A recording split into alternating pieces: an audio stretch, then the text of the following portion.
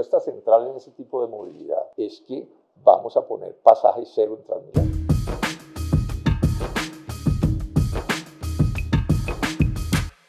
Bueno, Jorge, bienvenido y como le dije, al asunto. Cuéntenos usted qué va a hacer en materia de seguridad. A la gente le da miedo salir a la calle. Hay quienes dicen que a punta de tecnología se resuelve el problema. Yo no creo, eso no es cierto.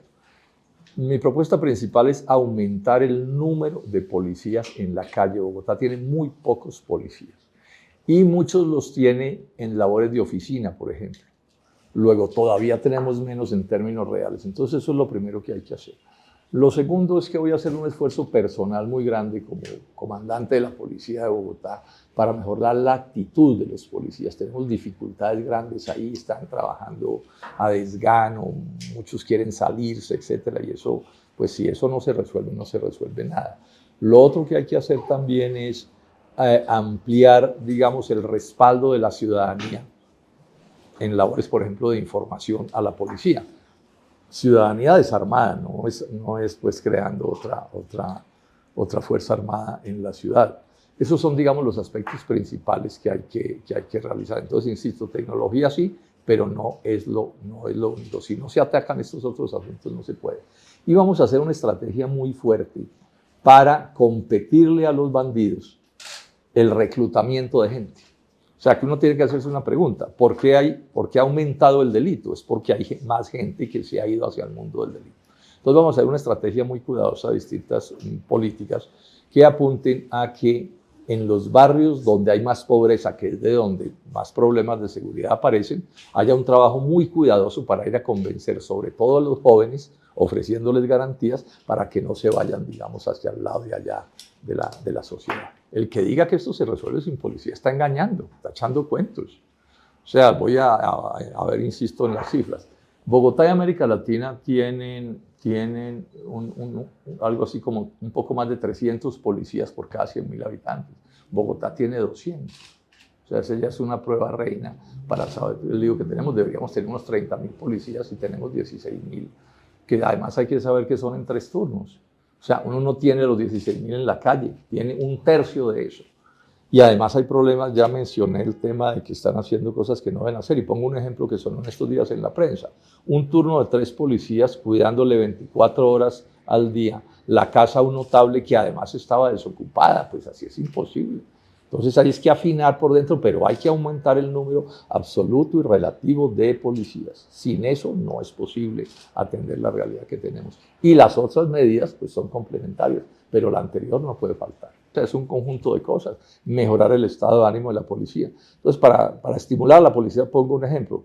Nosotros vamos a tener una política de subsidios a los arrendamientos. Vamos a dar 82.000 subsidios. De esos 5.000 van a ser para la policía, como una manera de estimularlos también. Ahí no hay soluciones mágicas, es un conjunto de cosas, pero yo insisto, el que diga que se puede sin aumentar la policía está echando cuentos. Esa movilidad hay que verla de varias maneras. Una manera tiene que ver con los trancones, ¿sí? Ahí hay un problema estructural porque Bogotá debió empezar a construir sus metros hace décadas. El metro de Medellín se inauguró en 1995. Lo que pasa es que aquí hemos tenido alcaldes tan malos que han saboteado el desarrollo de los metros. Entonces hay que terminar la primera línea del metro, pero eso solo no es suficiente, ¿sí?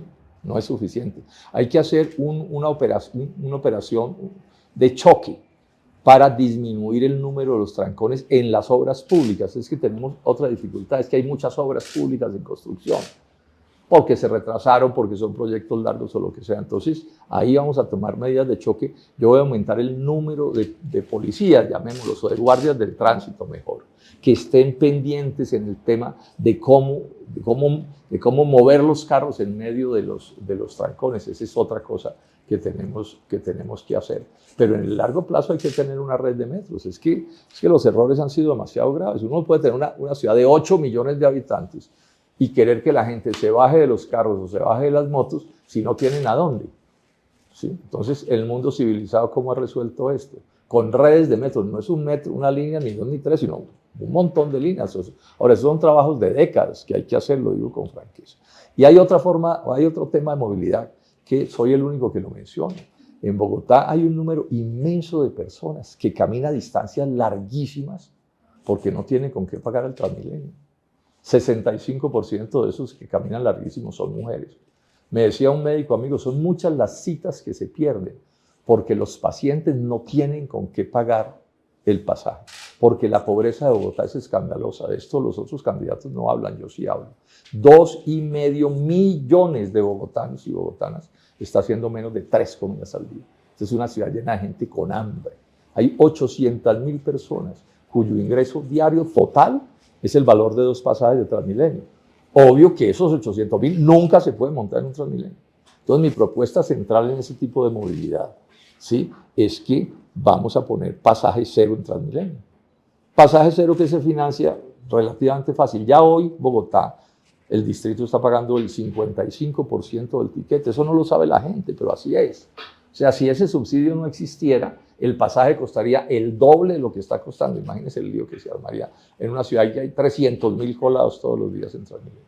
Y la otra plata, el 55% restante, lo debe poner el gobierno nacional, de los impuestos que además pagamos los bogotanos, porque tampoco es que esa no sea plata que al final salga de los bogotanos. Y sin subir las tarifas de la luz. El que habló de subir las tarifas de la luz fue el presidente Gustavo Petro. Yo no. Yo así no es viable el pasaje cero, porque uno puede engañar a la gente diciendo, por aquí le ayudo y por aquí lo golpeo. Eso no es serio, ¿no? Y eso, por supuesto, yo no lo haría de ninguna manera. Yo soy arquitecto, fui profesor de arquitectura muchísimos años, yo entiendo bastante de estos asuntos. Entonces, mire usted lo del Transmilenio, cómo es de absurdo, lo del pico y placa, cómo es de absurdo. Usted ahorra toda la vida para comprarse un carro, se compra un carro y se lo llenan de impuestos, y después le prohíben sacarlo. Eso, si no fuera realidad, parecería como un chiste flojo, ¿cierto? ¿Sí? Pero ¿cuál es el lío que tenemos? Es que como no se ha hecho todo lo demás que se ha hecho en esta ciudad, pues tenemos unos trancones espantosos. Hay un candidato que dice que él se posesiona y quita el Transmilenio. Yo no soy responsable. O sea, yo entiendo el problema, vamos a hacer un estudio muy serio en la alcaldía a ver cómo podemos aliviar eso, pero el que elimine de un momento a otro el pico y placa colapsa la ciudad, porque es que literalmente no cabemos.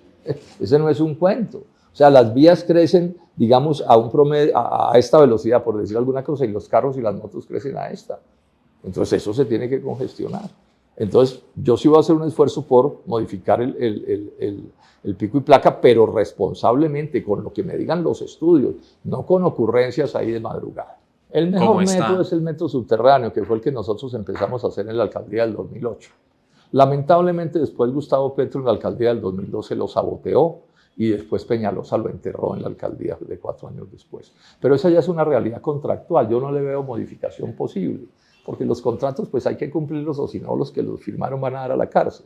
Entonces la realidad, ¿sí?, es que seguramente el 1 de enero el metro en construcción, o sea, el día en que yo me posesione, el metro en construcción será el que se está construyendo y yo seguiré porque yo no puedo llegar a la alcaldía a violar la ley, ni nadie lo puede hacer. Este metro debe inaugurarse en el 2027-28, si las cosas salen bien, ojalá se cumplan. Ya esta alcaldía está dejando adelantado otra línea de metro que va hasta Suba desde la 72.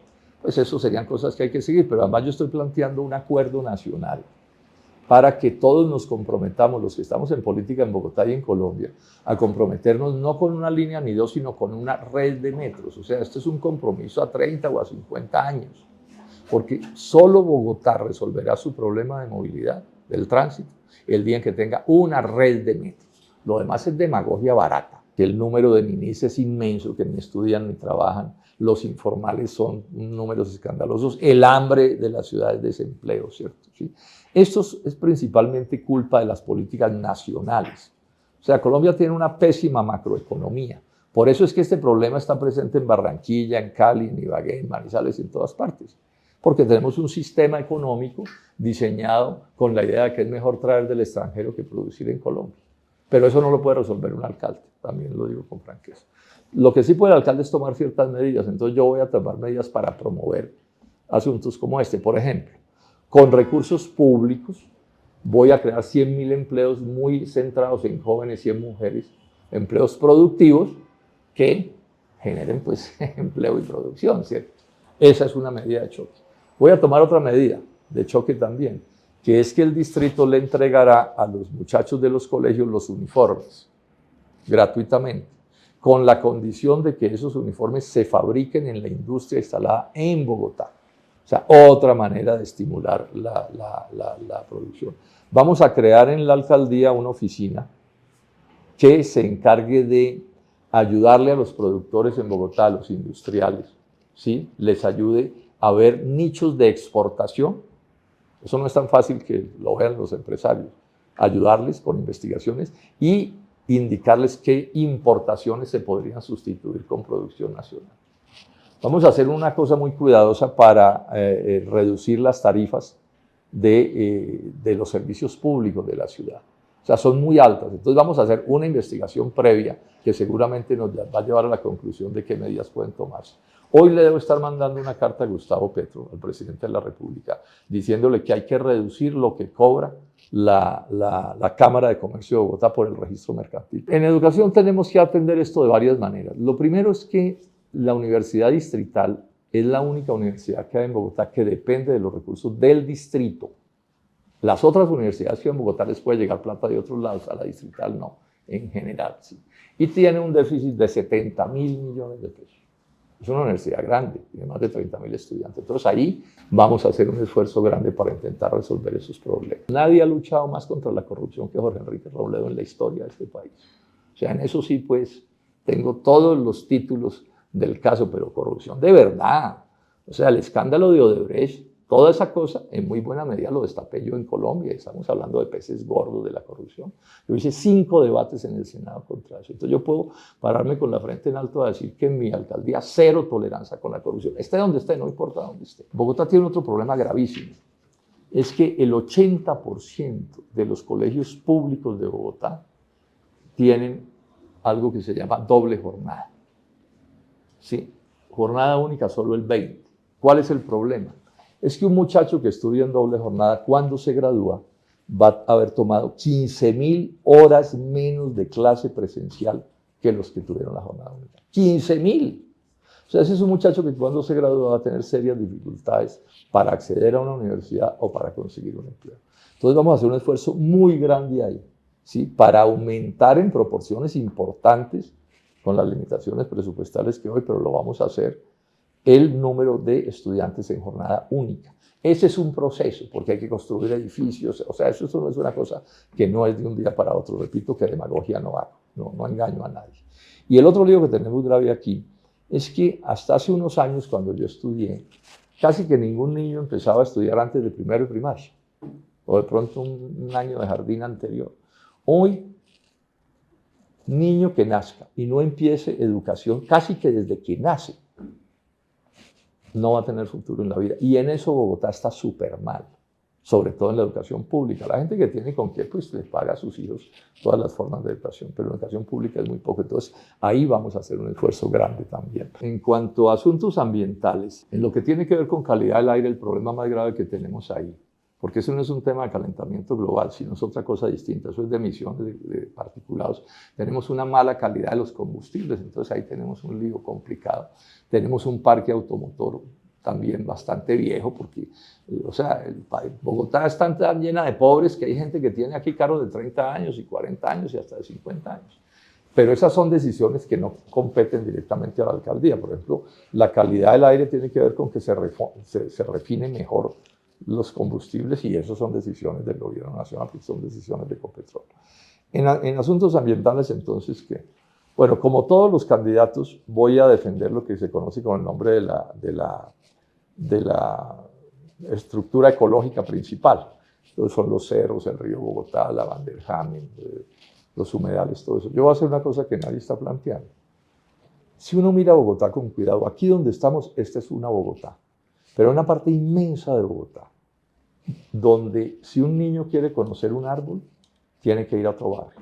O sea, una parte inmensa de Bogotá donde no hay un parque, no hay una zona verde. Eso es una cosa deprimente. Bueno, yo voy a convertir ese en un debate ambiental. O sea, aquí no pueden seguirse hablando solamente de defender lo que ya se tiene. No, aquí hay que resolver problemas. Entonces yo voy a empezar a hacer parques y zonas verdes en mi alcaldía.